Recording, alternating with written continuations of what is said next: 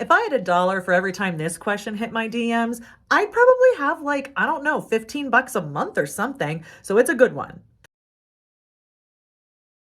The question is, I'm buying a property and there's leases on it, maybe verbal or written. What do I have to do when I own it to make sure that those leases are, for me? First, I'm Jennifer Rollins, real estate investment educator, advocate, and broker at One Focus Property Management. Second, congratulations! I'm so freaking jazzed you bought a rental property. All right, you've got a couple of questions. Makes sense. First of all my advice is for the state of Pennsylvania. I am licensed here. I'm not licensed anywhere else, so you got to find somebody who makes videos in your state, maybe, or a great property manager. So what you're going to do during the due diligence period is identify what kind of leases they are. So typically they're in writing. They may be verbal. Now, no matter how the lease exists, it does in Pennsylvania, it's called runs with the land. The lease goes with the land. So if the buyer and the tenant have a lease in place, when you buy it, the only thing that really changes is that you're the landlord who the rent is due to, and you have the responsibilities of the landlord. The terms of that lease remain. Now, maybe the terms are that it's for a very long time into the future. Maybe those terms are short and maybe month-to-month terms. They might be desirable or undesirable to you.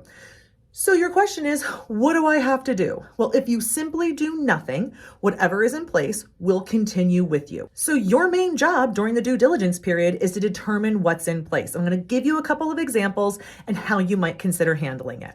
Let's say there's a really great lease in place. It has great terms. It's clear.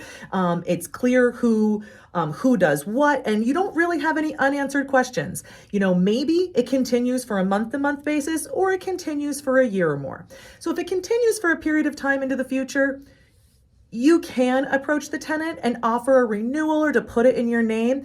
It's truly not necessary under the eyes of the law. That lease is yours and would stand up even if it does not have your name on it. So you're fine that way. Typically, when the lease is in fine shape, we will wait until it expires and then make an offer of a renewal to the tenant if they're eligible for renewal that's on our template and meets our particular business practices. So that's how we'll typically do it.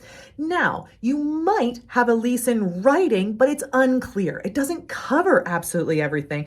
I've seen probably thousands of leases at this point, and some of them are comically unenforceable or unclear or even illegible. So you might have a situation where it's in writing, but things are a little unclear. I would treat that almost like a verbal lease.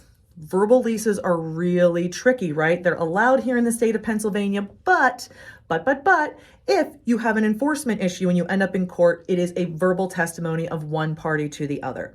This is something that's really easily handled prior to closing with an estoppel certificate. An estoppel certificate is something that if you're using a realtor, they might be able to help you, or your closing agent lawyer might be able to help you with. But it's simply a declaration in writing of the terms of an agreement to make things clear where maybe they were unclear at a point in time, so that when it transfers, you have some more details. When I have verbal leases, it is my number one goal to get them onto written. So I will do everything in my power when that lease is available to make an offer for a written lease.